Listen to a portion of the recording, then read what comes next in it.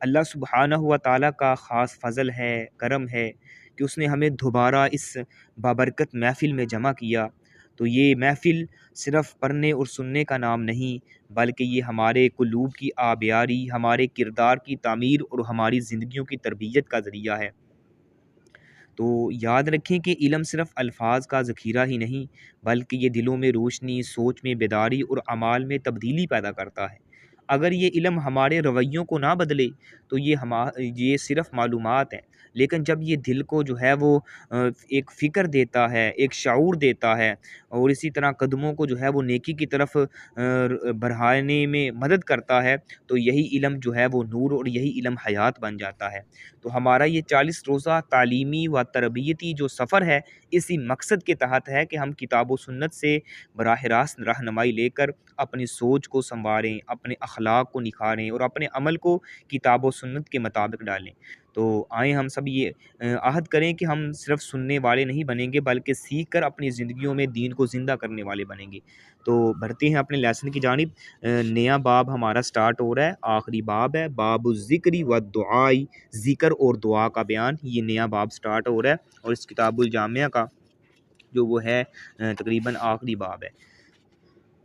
یعنی ذکر اور دعا کا بیان۔ باب الذکری و دعائی، تو ذکر یعنی یاد کرنا، زبان کے ساتھ یا دل کے ساتھ یا دونوں کے ساتھ۔ یہاں مراد جو ہے وہ اللہ سبحانہ و تعالیٰ کا جو ہے وہ ذکر ہے۔ تو دعا یعنی دعا کا مطلب ہوتا ہے بلانا، کسی کو کسی کام کے لیے، مدد کے لیے بلانا یا اس سے کچھ مانگنا۔ مراد اللہ کو پکارنا اور اس سے جو ہے وہ مانگنا ہوتا ہے۔ تو دعا میں اللہ کا ذکر بھی ہے اور اس کو پکارنا اور اس سے مانگنا بھی ہے۔ اس لیے ذکر کی فضیلت کی تمام احادیث اور آیات دعا پر بھی صادق آتی ہیں۔ اس طرح ذکر کا اصل مقصد بھی اللہ سے مانگنا ہے، بلکہ ہر عبادت میں جو اصل روح ہے وہ دعا ہی ہے۔ اس کے حوالے سے نبی علیہ الصلوۃ والسلام کی حدیث بھی ہے نا، الدعاء هو العبادہ، یعنی دعا ہی جو ہے وہ عبادت ہے۔ تو اللہ تعالیٰ نے جو ہے وہ دعا کرنا جو ہے وہ ہم پر فرض کیا ہوا ہے۔ اللہ تعالیٰ قرآن مجید میں ارشاد فرماتے ہیں، وَقَالَ رَبُّكُمُ ادْعُونِي أَسْتَجِبْ لَكُمْ إِنَّ الَّذِينَ يَسْتَكْبِرُونَ عَنْ عِبَادَتِي سَيَدْخُلُونَ جَهَنَّمَ دَاخِرِينَ۔ تمہارے رب نے کہا کہ مجھے پکارو، میں تمہاری پکار قبول کروں گا۔ یقیناً جو لوگ میری عبادت سے تکبر کرتے ہیں، عن قریب وہ ذلیل ہو کر جو ہیں وہ ان کو جہنم میں داخل ہوں گے۔ تو نبی علیہ الصلوۃ والسلام کی حدیث بھی ہے، من لا يدعو اللہ یغضب علیہ، جو شخص اللہ سے دعا نہ کرے اللہ تعالیٰ اس پر ناراض ہو جاتا ہے۔ تو یعنی ایک تو وہ ہے کہ جو اللہ کو پکارتے ہی نہیں ہے، اللہ سبحانہ و تعالیٰ جو ہیں ان کی عبادت کرنے میں تکبر کرتے ہیں، تو ان قریب ان کو اللہ سبحانہ و تعالیٰ جہنم میں داخل کرے گا۔ اور نبی علیہ الصلوۃ والسلام کی حدیث جو ہے وہ اس کی وضاحت فرما رہی ہے کہ ساتھ من لا يدعو اللہ یغضب علیہ، تو جو شخص اللہ سے دعا نہ کرے اللہ اس پر ناراض ہو جاتا ہے۔ تو کیا اللہ کے علم پر بھروسہ کر کے دعا نہ کرنا جائز ہے؟ یہ بعض لوگوں کے ذہنوں میں سوال بھی آتا ہے۔ بعض لوگ کہتے ہیں کہ جب اللہ تعالیٰ کو ہماری حالت کا خود علم ہے تو اس سے دعا کی کیا ضرورت ہے بھائی؟ تو یہ لوگ کہتے ہیں کہ ابراہیم علیہ الصلوۃ والسلام کو جب جو ہے وہ منجنیق میں رکھ کر آگ میں پھینکنے لگے، تو منجنیق کہتے ہیں یعنی ایک قسم کی جیسے جھولا ہوتا ہے، اس پر بٹھا کے جو ہے وہ آگ کا الاؤ جلایا گیا تھا، تو اس کو یعنی وہ منجنیق پر بٹھا کے اس کو جھولے کی شکل میں پیچھے سے لا کے چھوڑا گیا تاکہ وہ آگ میں جا کے گر جائیں، تو اس کو کہتے ہیں منجنیق۔ تو پھینکنے لگے تو انہیں جبریل علیہ الصلوۃ والسلام ملے اور کہا کہ ابراہیم بتاؤ کوئی ضرورت ہے؟ فرمایا تم سے تو نہیں ہے۔ کہا پھر اپنے رب سے ہی سوال کرو۔ تو ابراہیم علیہ الصلوۃ والسلام نے فرمایا تھا، حسبی من سعالی علمہ بحالی، مجھے اپنے سوال کرنے سے اللہ تعالیٰ کا میری حالت کو جاننا ہی کافی ہے۔ یعنی جب وہ خود میری حالت دیکھ رہا ہے تو مجھے اس سے سوال کرنے کی کیا ضرورت ہے؟ لوگ یہ جو ہیں وہ سوال کرتے ہیں۔ تو بعض صوفیوں نے اسی بات کو اور آگے بڑھاتے ہوئے کہا کہ سوالک منہ اتہام اللہ، تمہارے اللہ سے سوال کرنا اس پر تہمت لگانا ہے، یعنی تمہارا اللہ سے سوال کرنا اس پر تہمت لگانا ہے کہ وہ مانگے بغیر نہیں دیتا۔ مگر ان لوگوں کو یہ بات درست نہیں ہے کہ کیونکہ یہ روایت جو ہے حسبی من سعالی اس کی جو ہے وہ بے بنیاد ہے، اس کے حوالے سے اس میں جو ہے وہ جرح تعدیل کی گئی ہے، بے بنیاد اور ضعیف حدیث کو جو ہے وہ گھر کے پیش کیا گیا ہے، جبکہ صحیح بخاری کے اندر سیدنا عبداللہ بن عباس رضی اللہ تعالیٰ عنہ سے روایت آتی ہے کہ ابراہیم علیہ السلام نے اس موقع پر کہا تھا حسبی اللہ و نعم الوکیل و نعم المولا و نعم النصیر، اپنی زبان سے یہ کلمات ادا کیے تھے کہ مجھے میرا رب کافی ہے، مجھے میرا اللہ کافی ہے، اور وہ بہترین کارساز ہے۔ سیدنا ابراہیم علیہ السلام نے تو دعا کی تھی، اور اسی طرح قرآن مجید میں سیدنا ابراہیم علیہ السلام کی بہت سی دعائیں آتی ہیں جن میں وہ اللہ سبحانہ و تعالیٰ سے جو ہیں وہ دعائیں کرتے نظر آتے ہیں، جیسے مثال کے طور پہ وَإِذْ قَالَ إِبْرَاهِيمُ رَبِّ اجْعَلْ هَٰذَا الْبَلَدَ آمِنًا وَاجْنُبْنِي وَبَنِيَّ أَن نَّعْبُدَ الْأَصْنَامَ۔ اسی طرح ان کی دعا تھی ربی انہن اضللن کثیرا من الناس فمن تبعنی فانہ منی ومن عصانی فانک غفور رحیم۔ اسی طرح ربنا انی اسکنت من ذریتی بواد غیر ذی زرع عند بیتک المحرم۔ اسی طرح ربنا لیقیموا الصلاۃ فاجعل افئدۃ من الناس تہوی الیہم وارزقہم من الثمرات لعلہم یشکرون۔ اس طرح بے شمار دعائیں آتی ہیں کہ سیدنا ابراہیم علیہ السلام اللہ سے دعا کیا کرتے تھے۔ اسی طرح دیگر انبیاء کرام کی بھی دعائیں آتی ہیں، یعنی انہوں نے دعا کی ربی حب لی حکمن ولا تحزنی یوم یبعثون۔ اسی طرح جو ہے سیدنا آدم علیہ السلام کے متعلق آتا ہے، انہوں نے اپنے رب سے دعا کی ربنا ظلمنا انفسنا وان لم تغفر لنا وترحمنا لنکونن من الخاسرین۔ اسی طرح نوح علیہ السلام کے متعلق آتا ہے کہ رب لا تذر علی الارض من الکافرین دیارا، اے رب زمین پر کسی کافر کو رہنے بسنے والا نہ چھوڑ۔ موسیٰ علیہ السلام کے متعلق آتا ہے کہ انہوں نے دعا کی ربی انی لما انزلت الی من خیر فقیر، اے میرے رب کوئی بھی خیر جو تو میری طرف نازل کرے میں اس کا محتاج ہوں، یعنی اللہ سبحانہ و تعالیٰ سے انہوں نے دعائیں کی تھی۔ سیدنا ایوب علیہ السلام کے متعلق آتا ہے وَأَيُّوبَ إِذْ نَادَىٰ رَبَّهُ أَنِّي مَسَّنِيَ الضُّرُّ وَأَنْتَ أَرْحَمُ الرَّاحِمِينَ۔ ایوب علیہ السلام کی اس حالت کو یاد کرو جب اس نے اپنے پروردگار کو پکارا کہ اے میرے رب یقیناً مجھے تکلیف پہنچی ہے اور تو رحم کرنے والوں میں سب سے زیادہ رحم کرنے والا بھی ہے۔ اسی طرح سیدنا یونس علیہ السلام کی دعا کے متعلق آتا ہے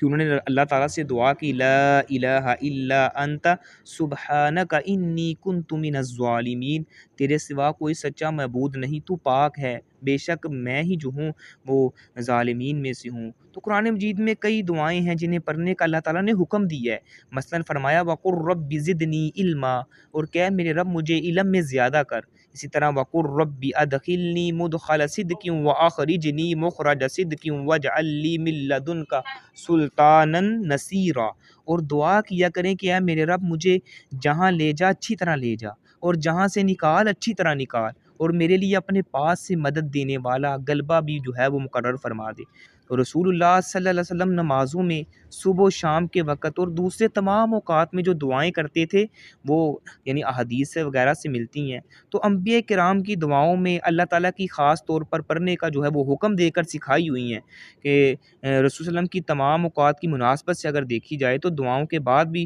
جو شخص یہ کہتا ہے کہ دعا کی ضرورت نہیں ہے، بس اپنا کام اللہ کے سپرد کر دینا چاہیے، یا جس شخص کو یہ شبہ رہتا ہے کہ دعا کرنا افضل ہے یا دعا سے خالی تفویض و تسلیم، حقیقت یہ ہے کہ وہ پروردگار سے مناجات اور اس کے سامنے اپنی بندگی، اپنے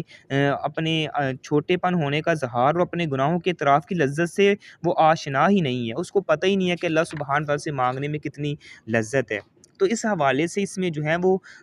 یہ جو باب ہے باب الذکر و دعا، اس میں یہ چیزیں ذکر اور دعا کے حوالے سے حدیث آتی ہیں۔ تو اس کی پہلی حدیث ہے جس میں ذکر اللہ تعالیٰ کا ساتھ جو ہے وہ نصیب ہوتا ہے، ذکر سے اللہ تعالیٰ کا ساتھ نصیب ہوتا ہے، اس حوالے سے ہے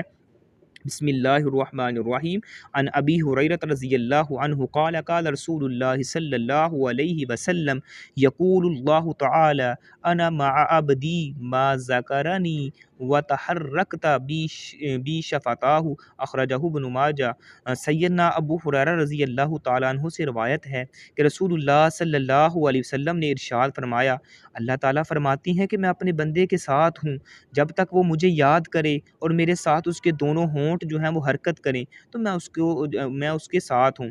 صحیح بخاری کے اندر سیدنا ابو ہریرہ رضی اللہ تعالیٰ عنہ سے ایک تفصیل کے ساتھ روایت آتی ہے جس کے الفاظ یہ ہیں، یقول اللہ عز وجل انا عند ظن عبدی انا عند ظن عبدی بی وانا معه اذا ذکرنی فان ذکرنی فی نفسه ذکرته فی نفسی وان ذکرنی فی ملائی ذکرته فی ملائی خیر منہم وان تقرب الی شبرا تقربت الیہ ذراعا وان تقرب الی ذراعا تقربت الیہ باعا وان آتانی یمشی آتیتہ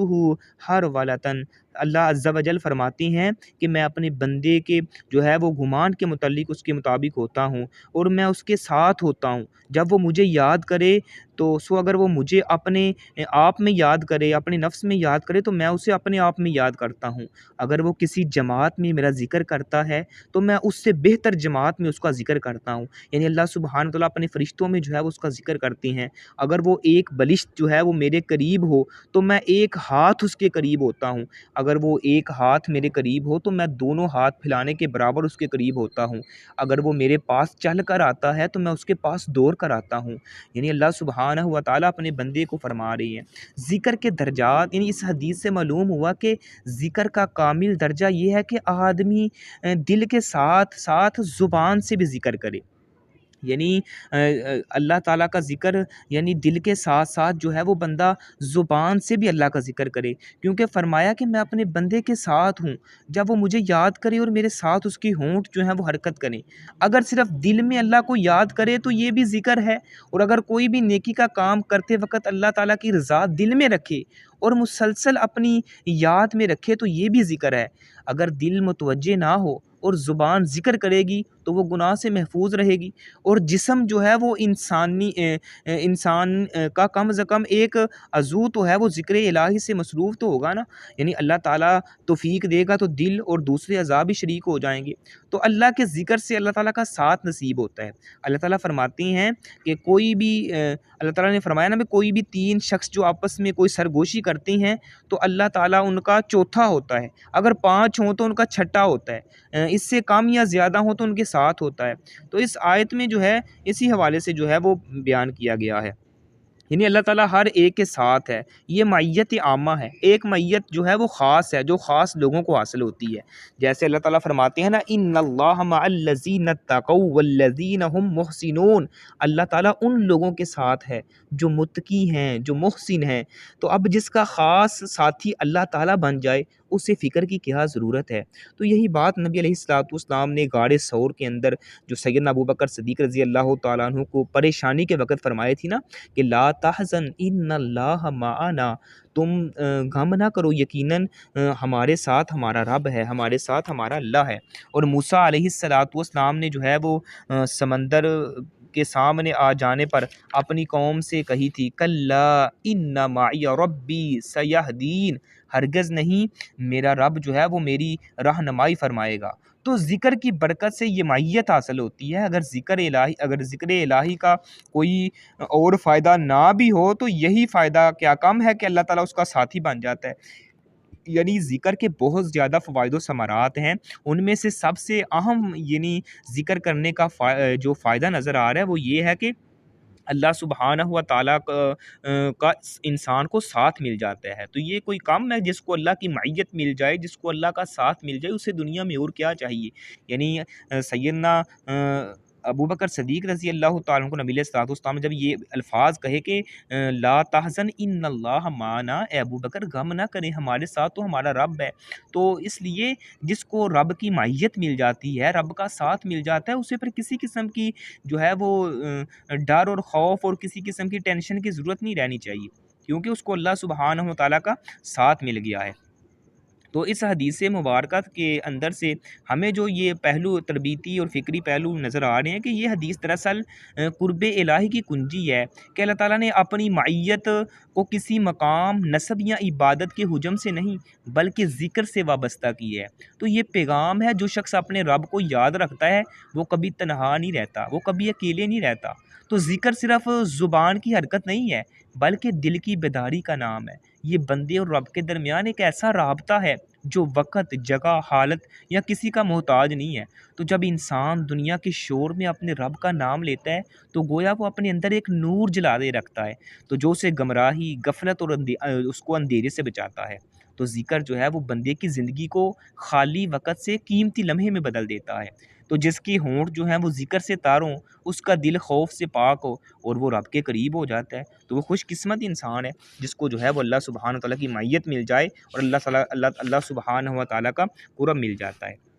تو اس سے آگے والی حدیث ہے جس میں جو ہے وہ عذاب سے نجات دلانے والا سب سے بڑا عمل جو ہے وہ بتلایا گیا ہے۔ وعن معاذ بن جبل رضی اللہ عنہ قال قال رسول اللہ صلی اللہ علیہ وسلم ما عمل ابن آدم عملا انجا له من عذاب اللہ من ذکر اللہ، اخرجہ ابن ابی شیبہ۔ معاذ بن جبل رضی اللہ تعالیٰ عنہ سے روایت ہے کہ نبی علیہ الصلوۃ والسلام نے فرمایا، ابن آدم نے کوئی ایسا عمل نہیں کیا جو ذکر الہی سے بڑھ کر اسے اللہ کے عذاب سے نجات دینے والا ہو۔ یعنی آدم کے بیٹے نے کوئی ایسا عمل نہیں کیا جو اس کو عذاب، ذکر الہی سے بڑھ کر جو ہے وہ عذاب سے نجات دلانے والا ہو۔ یعنی مطلب کیا ہے؟ اسی حوالے سے جو مسند احمد کی اسی سند کے ساتھ یہ حدیث بھی ہے کہ معاذ رضی اللہ عنہ نے کہا کہ نبی علیہ الصلوۃ والسلام نے فرمایا، الا اخبرکم بخیر اعمالکم وازکاها عند ملیککم وارفعها فی درجاتکم وخیر لکم من طاعات الذهب والفضة ومن ان تلقوا عدوکم غدا فتضربوا اعناقهم ويضربوا اعناقکم۔ قالوا بلا یا رسول اللہ صلی اللہ علیہ وسلم، قال ذکر اللہ۔ نبی علیہ الصلوۃ والسلام نے فرمایا، کیا میں تمہیں وہ عمل نہ بتاؤں جو تمہارے تمام اعمال سے بہتر ہے؟ نبی علیہ الصلوۃ والسلام جناب محمد رسول اللہ صلی اللہ علیہ وسلم اپنے صحابہ کو فرما رہے ہیں کہ بھئی میں تمہیں ایسا عمل نہ بتاؤں جو تمہارے تمام اعمال سے بہتر ہے۔ تمہارے مالک یعنی اللہ سبحانہ و تعالیٰ کے نزدیک تمہارے تمام اعمال سے زیادہ پاکیزہ بھی ہے، اور ساتھ فرمایا تمہارے درجات میں سب سے جو ہے وہ زیادہ بلند ہے، یعنی تمہارے درجات بلند کرنے میں سب سے زیادہ بلند ہے، اور ساتھ فرمایا تمہارے لیے اللہ کے راستے میں سونا اور چاندی خرچ کرنے سے بھی بہتر ہے، اور اس چیز سے بھی بہتر ہے کہ کل تم اپنے دشمن سے ملو، وہ تمہاری گردنیں مارے اور تم ان کی گردنیں مارو، یعنی تم جو ہے وہ جہاد کرو میدان جنگ میں، وہ تمہیں شہید کریں اور تم ان کو قتل کریں، اس چیز سے بھی بہتر ہے۔ صحابہ نے کہا کیوں نہیں یا رسول اللہ، ہمیں ضرور وہ بتائیں وہ کون سا عمل ہے جو یعنی تمام اعمال سے بہتر عمل ہے، اللہ سبحانہ و تعالیٰ کو سب سے زیادہ محبوب ہے، اور اعمال میں سب سے زیادہ جو ہے وہ اللہ کو پسند ہے، تمام اعمال سے بہتر ہے، درجات بلند کرنے کا سب سے اہم ذریعہ ہے جس سے درجات بلند ہوتے ہیں، جو اللہ کے راستے میں سونا چاندی خرچ کرنے سے بہتر ہے، جو میدان جنگ میں جو ہے وہ جہاد کرنے سے بھی بہتر ہے۔ تو آپ علیہ الصلوۃ والسلام نے فرمایا وہ یہ عمل ہے کہ تم کیا کیا کرو؟ فرمایا قال ذکر اللہ، وہ اللہ کا ذکر ہے، یعنی اللہ کے ذکر کے اتنے فوائد و ثمرات آپ علیہ الصلوۃ والسلام نے اس حدیث میں بتائے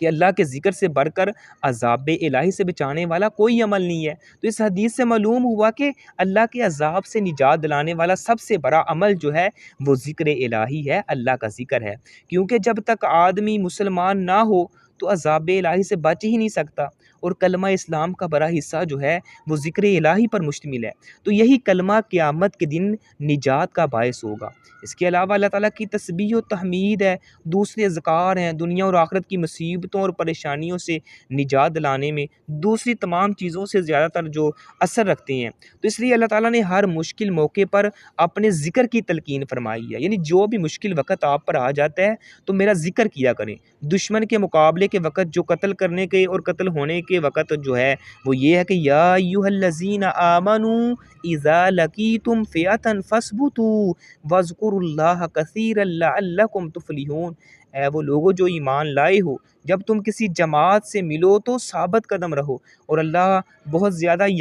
کو بہت زیادہ یاد کیا کرو تاکہ تم کامیاب ہو جاؤ۔ یونس علیہ الصلوۃ والسلام نے مچھلی کے پیٹ میں اللہ تعالیٰ کو یاد کیا، اللہ تعالیٰ نے انہیں غم سے نجات دی اور وعدہ فرمایا کہ ہم مومنوں کو بھی اسی طرح نجات دیتے ہیں۔ ابراہیم علیہ الصلوۃ والسلام نے آگ میں گرائے جانے کے وقت اور اصحاب رسول نے جنگ احد میں بعد دشمنوں کی اجتماع کی خبریں سن کر حسبنا اللہ و نعم الوکیل پڑھا تو اللہ کے فضل سے ہر قسم کی تکلیف سے جو ہے وہ محفوظ ہو گئے۔ تو کیا ذکر جو ہے وہ جہاد سے بھی افضل ہے؟ یعنی جیسے ہم نے حدیث میں جو پیچھے پڑھا ہے، تو یہ جو زیر بحث حدیث میں اللہ تعالیٰ کے ذکر کو اللہ کے عذاب سے نجات دینے میں سب سے بڑھ کر اور تمام اعمال سے بہتر قرار دیا گیا ہے نا، حتیٰ کہ اسے سونا چاندی خرچ کرنے اور دشمنوں کی گردنیں مارنے اور ان کے ہاتھوں قتل ہونے سے بھی بہتر قرار دیا گیا ہے۔ تو اس سے بعض حضرات نے یہ بات نکال لیتی ہیں کہ اللہ تعالیٰ کا ذکر اتنی فضیلت رکھتا ہے تو جہاد میں جانے کی کیا ضرورت ہے؟ ہم یہی رہ کر اللہ کا ذکر کر رہے ہیں اور ہمارا یہ عمل جہاد سے بھی افضل ہے۔ لیکن یہ سوچ درست نہیں ہے، کیونکہ اس کا مطلب تو یہ نکلا کہ جب ذکر ہر چیز سے افضل ہے تو زکوٰۃ دینے کی کیا ضرورت ہے، نماز کی کیا ضرورت ہے، اس طرح دوسرے اعمال کی کیا ضرورت ہے، بس گھر بیٹھ کر ذکر کرتے رہو اور سب سے اونچے درجے پر فائز ہو جاؤ۔ اگر یہ بات درست ہو تو اللہ تعالیٰ نے جہاد پر نہ جانے والوں کو عذاب علیم کی بشارت کیوں دی ہے؟ ان کا جنازہ پڑھنے اور ان کی قبر پر کھڑے ہونے سے کیوں منع فرمایا ہے؟ تو عبداللہ بن مسعود رضی اللہ تعالیٰ نے متفق علیہ حدیث میں آتا ہے کہ وقت پر نماز اور والدین سے نیکی کے بعد جہاد کو سب سے اعمال سے افضل کیوں قرار دیا ہے؟ تو حقیقت یہ ہے کہ ان حضرات سے پہلی جو غلطی یہ ہوئی ہے کہ انہوں نے زبان سے ہونے والے ذکر کو ہی ذکر سمجھا ہے، حالانکہ ذکر کا معنی یاد کرنا ہے۔ زبان سے بھی ذکر ہوتا ہے، دل میں بھی یاد کرنا بھی اللہ کا ذکر ہے، زبان سے بھی اور دل سے بھی۔ اور اللہ کو یاد کرتے ہوئے اس کو خوش کرنے کے لیے کوئی عمل کرنا بھی، یہ بھی ذکر میں شامل ہے۔ یعنی انسان کو اللہ کی رضا کے لیے، اللہ کی خوشنودی کے لیے بھی کوئی عمل کرتا ہے تو وہ بھی ذکر میں آتا ہے، بلکہ ذکر کا مکمل ترین درجہ ہے۔ دوسری غلطی یہ ہوئی کہ انہوں نے ذکر اور جہاد کو ایک دوسرے کے مقابلے پر رکھ لیا ہے، حالانکہ یہ دونوں ایک دوسرے کی ضد نہیں ہے، ایک وقت میں جمع نہ ہو سکتی ہوں۔ اصل بات یہ ہے کہ کوئی بھی عبادت ہو، اس کی حقیقی روح اللہ کا ذکر ہے۔ اللہ کو یاد کرنے اور اللہ کا نام بلند کرنے کے لیے وہی تمام عبادات کی جاتی ہیں۔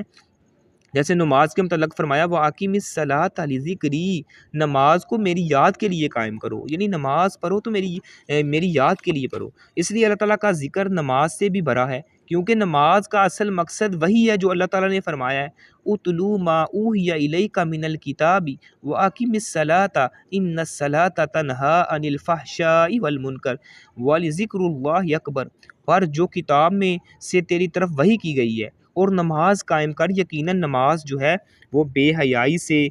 برائی سے روکتی ہے،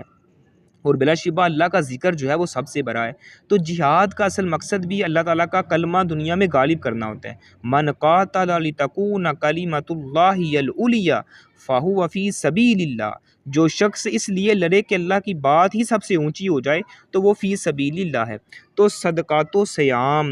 بھی اللہ کے ذکر کے ساتھ ہی معتبر ہیں۔ اس میں کیا شک ہے کہ کوئی بھی عبادت جو ہے وہ لا الہ الا اللہ پڑھ کر مسلمان ہونے اور اللہ کی رضا کی نیت دل میں رکھے بغیر قبول نہیں ہوتی، اور یہ دونوں چیزیں جو ہیں وہ اللہ کے ذکر میں داخل ہیں۔ تو جب اللہ کا ذکر ہی ہر عبادت کا اصل ٹھہرا تو اس کی ہر عبادت سے افضل ہونے میں کیا شک ہے؟ اگر مقابلہ صرف ذکر جس کے ساتھ کوئی مزید عمل نہ ہو کے درمیان ہو، مثلا سونا چاندی خرچ کرنے اور دشمنوں کی گردنیں مارنے کے درمیان ہو، تو یہ ذکر افضل ہے۔ اس طرح اگر کوئی عمل مثلا جہاد یا نماز اللہ کو یاد کرتے ہوئے اس کی رضا کی نیت سے کیا جائے تو اس میں اللہ کا ذکر اور وہ دونوں عمل جو ہیں وہ جمع ہو گئے ہیں۔ اب اگر اکٹھے ادا ہونے والے ہیں تو ان دونوں کاموں کے درمیان مقابلہ کیا جائے تو یہ جو ہے وہ نماز اور جہاد کے دوران اللہ کو یاد کرنا اور اس کو راضی کرنے کی نیت رکھنا اس نماز اور جہاد کے دوران دوسرے اعمال سے افضل ہے، کیونکہ اللہ تعالیٰ کی یاد اور اس کی رضا کو حصول کا ہر عمل کا اصل مقصد جو ہے وہ یہی ہے۔ تو باقی چیزیں اس کے حصول کے ذریعے ہیں۔ اسی طرح لیکن اگر مقابلہ کیا جائے کہ اس ذکر کے درمیان جو گھر بیٹھ کر ادا ہوا ہے اور اس ذکر کے درمیان جو میدان جہاد میں ہو رہا ہے تو یقیناً میدان جہاد میں ہونے والا ذکر جو ہے وہ افضل ہے۔ اس لیے اللہ تعالیٰ نے جہاد میں ثابت قدمی کے ساتھ ذکر الہی پر زور دی ہے۔ یا ایھا الذین آمنوا اذا لقیتم فئۃ فاثبتوا واذکروا اللہ کثیرا لعلکم تفلحون، اے وہ لوگوں جو ایمان لائے ہو، جب تمہارا کسی جماعت سے مقابلہ ہو تو ثابت قدم رہو، اللہ کا ذکر کثرت سے کرو تاکہ تم کامیاب ہو جاؤ۔ تو جب اللہ کی یاد دل میں لے کر اس کو راضی کرنے کی نیت سے اس کا نام بلند کرنے کے لیے جہاد کیا جاتا ہے تو یہ خالی ذکر اور نفلی نمازوں اور روزوں میں کیے ہوئے ذکر سے فضیلت میں کئی درجے بڑھ جاتے ہیں، بلکہ گھر بیٹھ کر ذکر کرنے والے اللہ کی راہ میں نکل کر اس کا نام لے کر جہاد کرنے والوں کے برابر ہی نہیں ہو سکتے۔ اس بات کی تائید قرآن حدیث سے ملتی ہے، یعنی قرآن میں اللہ تعالیٰ فرماتے ہیں لا یستوی القاعدون من المؤمنین غیر اولی الضرر والمجاہدون فی سبیل اللہ باموالہم وانفسہم، اپنی جانوں اور مالوں سے اللہ کی راہ میں جہاد کرنے والے مومن اور بغیر عذر کے بیٹھے رہنے والے مومن برابر نہیں ہو سکتے۔ صحیح بخاری میں سیدنا ابو ہریرہ رضی اللہ تعالیٰ عنہ سے جو مروی ہے کہ ایک آدمی نبی علیہ الصلوۃ والسلام کے پاس آیا، اس نے کہا مجھے کوئی ایسا عمل بتائیے جو جہاد کے برابر ہو۔ آپ نے فرمایا مجھے ایسا کوئی عمل نہیں مل رہا۔ فرمایا کیا تم اتنی طاقت رکھتی ہو کہ جب مجاہد گھر سے نکلے تو تم اپنی مسجد میں داخل ہو کر قیام شروع کر دو اور اس میں وقفہ نہ آنے دو، اور روزہ رکھو اور بے روزہ نہ رہو۔ اس نے کہا اتنی طاقت کون رکھتا ہے؟ تو سیدنا ابو ہریرہ رضی اللہ عنہ فرماتے ہیں کہ نبی علیہ الصلوۃ والسلام نے فرمایا موقف ساعۃ فی سبیل اللہ خیر من قیام لیلۃ القدر عند الحجر الاسود، اللہ کی راہ میں ایک گھڑی ٹھہرنا حجر اسود کے پاس لیلۃ القدر کے قیام سے بھی افضل ہے۔ یعنی اللہ کی راہ میں ایک گھڑی ٹھہرنا حجر اسود کے پاس لیلۃ القدر کے قیام سے بھی افضل ہے۔ تو معلوم کیا ہو رہا ہے کہ اللہ سبحانہ و تعالیٰ کا انسان اگر ذکر کرتا ہے، زبان سے ذکر کرتا ہے، دل سے کرتا ہے، یا کوئی ایسا عمل اللہ کی رضا کے لیے کرتا ہے تو وہ بھی اس کا جو ہے وہ ذکر میں ہی شامل ہوگا۔ تو کثرت کے ساتھ اٹھتے بیٹھتے چلتے پھرتے اپنی زبان کو اللہ کے ذکر سے تار رکھیں۔ اللہ تعالیٰ فرماتے ہیں یعنی جو ذکر کرتا ہے اس کی مثال زندہ کسی ہے، اور جو نہیں ذکر کرتا اس کی مثال جو ہے وہ مردہ کسی ہے۔ تو جو اللہ کو ذکر کرتا ہے اس کے متعلق یہ حدیث ہمیں یہ پہلو دے رہی ہے کہ یہ حدیث بتاتی ہے کہ ذکر صرف فضیلت نہیں ہے بلکہ نجات کا ذریعہ بھی ہے۔ اللہ تعالیٰ جو ہے وہ انسان کو جہنم سے نجات عطا فرماتی ہیں۔ تو ذکر دل کا حصار ہے، گناہوں کے خلاف ڈال بھی ہے، اور نفس کے شور کے مقابلے میں سکون کی آواز بھی ہے۔ نبی علیہ الصلوۃ والسلام نے واضح فرمایا کہ کوئی بھی عمل ذکر کی حفاظت نہیں کر سکتا، کیونکہ ذکر ہی وہ عمل ہے جو ہر عبادت کی روح ہے۔ تو جس دل میں ذکر ہو وہاں وسوسہ نہیں ٹھہرتا، اور جو زبان اللہ کا نام لیتی ہے اس پر عذاب نہیں اترتا۔ تو ذکر سے بندہ اپنے گناہوں کے بوجھ سے نہیں بلکہ اللہ کی رحمت کے سائے میں آ جاتا ہے۔ تو یہ دلوں کی صفائی ہے، ارادوں کی جو ہے وہ درستگی ہے، اور ایمان کے نور کو تازہ رکھنے کا سب سے مؤثر جو ذریعہ ہے وہ اللہ تعالیٰ کا ذکر ہے۔ تو یہ جو دونوں احادیث ہم نے آج پڑھی ہیں وہ سمجھ لیں کہ ایک ہمیں پیغام دے رہی ہیں کہ ذکر صرف زبان کی لذت نہیں ہے، یہ روح کی غذا ہے، دل کا اطمینان ہے، اور عذاب سے جو ہے وہ امان کا ایک قلعہ ہے۔ تو جو بندہ اپنے رب کو یاد رکھتا ہے وہ کبھی تنہا نہیں رہتا، جو اللہ کو یاد کرتا ہے اللہ اسے کبھی تنہا نہیں رہنے دیتے، بلکہ اس کے ساتھ خود رب العالمین ہوتا ہے، اس کو اپنی معیت عطا فرماتے ہیں۔ تو ذکر الہی وہ نور ہے جو بندے کے دل کو بیدار کرتا ہے، اور وہ ڈال ہے جو اسے گناہوں کی طوفان سے بچا لیتی ہے۔ تو آؤ ہم اپنے دلوں کو ذکر سے زندہ کریں، اپنی زبانوں کو اللہ کے نام سے تر کریں، اور اپنی زندگیوں کو یاد خدا کی خوشبو سے جو ہے وہ مہکا دیں۔ تو ذکر وہ چراغ ہے جو اندھیروں میں جلاتے رہو تو راستے جو ہیں وہ خود بخود روشن ہو جاتی ہیں۔ جس نے اپنے رب کا ذکر زندہ رکھا ہے اللہ تعالیٰ اس کے دل کو مردہ ہونے